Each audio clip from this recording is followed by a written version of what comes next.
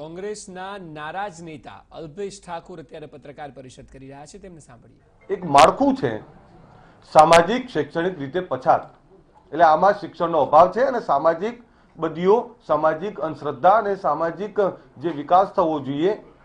એમાં આ સમાજો હજુ વિકાસ નથી થયો, આ એમની વ્યાખ્યા છે। અમારી માંગ એ છે કે સરકારી સ્કૂલોમાં ઓબીસી એસસી એસટી ના વિદ્યાર્થીઓ મોટા ભાગના ગામડાઓમાં રહે છે, ગરીબ વિસ્તારોમાં રહે છે અને આ લોકોની આર્થિક પરિસ્થિતિ ખૂબ ખરાબ છે। સરકારી સ્કૂલોમાં જ શિક્ષણ લેતા હોય છે, તો સરકારી શિક્ષણની વાત કરીએ તો ગુજરાત અને દેશની અંદર સરકારી શિક્ષણ વ્યવસ્થા ખાડે ગઈ છે। સરકારી સ્કૂલોની જે શિક્ષણ વ્યવસ્થા આધુનિકરણ હોવી જોઈએ, શિક્ષકોની જવાબદેહી હોવી જોઈએ અને આ વિદ્યાર્થીઓને સારું યોગ્ય ગુણવત્તાવાળું શિક્ષણ મળે એવી કોઈ જ વ્યવસ્થા નથી। આજે સરકારી સ્કૂલોમાંથી અધિકારીઓ કર્મચારીઓ પેદા કરવું એ ખૂબ અઘરું બન્યું છે, ત્યારે અમારી માંગ એ છે કે આ સરકારી સ્કૂલોની શિક્ષણ વ્યવસ્થા સુધારવામાં આવે અને એની જવાબદારી નક્કી કરવામાં આવે અને શિક્ષકો સારું શિક્ષણ ના આપી શકતા હોય તો એમના જોડે જવાબ માંગવામાં આવે। બીજું, સ્કોલરશિપની વાત કરવામાં આવે તો આ વિદ્યાર્થીઓને સ્કોલરશિપ નજીવી આપવામાં આવે છે, ઓબીસી એસસી એસટી ના અને સવિશેષ ઓબીસી ના આ વિદ્યાર્થીઓને, તો આ વિદ્યાર્થીઓની સ્કોલરશિપ વધારવામાં આવે। અમારી બીજી એ પણ માંગ છે કે જે રીતે 10% અનામત આપી છે એ સારી બાબત છે, તો ઓબીસી ની વસ્તી સમગ્ર દેશમાં જે વધારે વસ્તી છે અને ગુજરાતમાં 54% વસ્તી છે, તો ગુજરાતમાં આ લોકોની વસ્તી ગણતરી કરવામાં આવે, દેશમાં વસ્તી ગણતરી કરવામાં આવે અને વસ્તી ગણતરી કર્યા પછી એમને કઈ રીતે સામાજિક વિકાસ તરફ લઈ જવા, એમને કઈ રીતે સમાનતાની ધારામાં લઈ જવા, એના માટેની નક્કર પોલિસી સરકાર બનાવે। અને બીજો એ પણ સર્વે કરવામાં આવે ગુજરાતની અંદર કે ઓબીસી ની અંદર આવતી જે જ્ઞાતિઓ છે એ જ્ઞાતિઓનો કેટલો વિકાસ કરવામાં સરકાર સક્ષમ રહી છે, કેટલો વિકાસ થયો અને કેટલાનો વિકાસ નથી થયો, કારણ કે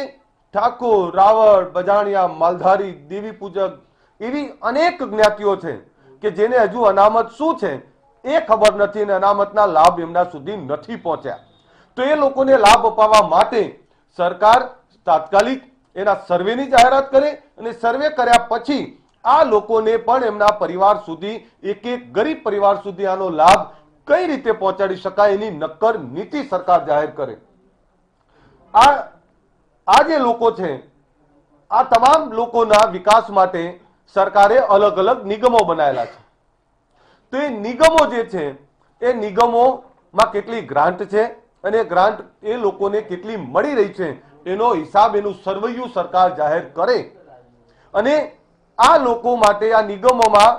સારા એવા નાણાં ફાળવી એ સામાજિક શૈક્ષણિક આર્થિક ઉત્થાન માટે એના માટે ગેરંટર પણ સરકાર બને, કારણ કે આ લોકો પાસે કોઈ એવી મિલકતો નથી, આ લોકો પાસે કોઈ એવી વ્યવસ્થાઓ નથી અને એના કારણે આ લોકોને કોઈ જ પ્રકારના આવા લાભો નથી મળતા, તો સરકાર એના માટે ગેરંટર બને અને એવા વિદ્યાર્થીઓ માટે સરકાર આગળ આવે। હમણાં ગુજરાત સરકારે ગુજરાતમાં સવર્ણ આયોગ બનાવ્યું છે। અમે પહેલા પણ કહ્યું હતું ને હજુ પણ કહીએ છીએ કે ગુજરાતના કોઈ પણ ગરીબ સમાજના બાળકોને મળતું હોય તો સવિશેષ મને અને મારા સંગઠને ખૂબ આનંદ છે, કારણ કે ગરીબી શું છે, પછાતપણું શું છે અમે મહેસૂસ કરી રહ્યા છીએ અને અમારી જે તકલીફ છે એવી તકલીફ બીજાને ના પડે એના માટે સરકાર ગરીબ માટે જે કોઈ જાહેરાત કરતી હોય તો અમને એમનો ખૂબ આનંદ થાય છે। કેટલાક આંકડા આપની સમક્ષ રજૂ કરવા માંગુ છું કે સવર્ણ આયોગ અને આ બક્ષીપંચના જે જ્ઞાતિઓ છે એમાં કેટલી અસમાનતા છે। સવર્ણ આયોગમાં શૈક્ષણિક અભ્યાસ માટે મેડિકલ, એન્જિનિયરિંગ, આર્કિટેક્ચર વગેરે સ્થાનક કક્ષાના અભ્યાસ માટે ધોરણ 12માં 60 કે તેથી વધુ ટકા હોય એવા વિદ્યાર્થીઓ માટે સરકારે કેટલાક ધારાધોરણો નક્કી કર્યા છે, તો એમાં શૈક્ષણિક અભ્યાસ માટે સરકારે 10 લાખ રૂપિયાની 4%ના સાદા વ્યાજે લોન આપવાની જાહેરાત કરી છે, જેની આવક મર્યાદા કરી છે સરકારે 3 લાખ રૂપિયા। તો બક્ષીપંચના જે છે એમના માટે પણ આ જ 10 લાખ રૂપિયા 4%ના સાદા વ્યાજે છે, પરંતુ ગ્રામ્ય વિસ્તારમાં આ વિદ્યાર્થીઓની જે આવક મર્યાદા એમના પરિવારની જે બતાવી છે 1,20,000 છે બક્ષીપંચમાં અને શહેરોમાં 1.5 લાખ રૂપિયા છે। તો જો સવર્ણ આયોગમાં 3 લાખ આવક મર્યાદા તમે ગરીબી રેખાની રાખતા હોય તો બક્ષીપંચની અંદર કેમ 1,20,000 ને 1.5 લાખ રૂપિયા? એટલે અમારી માંગ એવી છે કે આ લોકોની આવક મર્યાદા 6 લાખ કરવામાં આવે અને એમને 0% વ્યાજે 15 લાખ સુધીની વ્યાજ લોન આપવામાં આવે.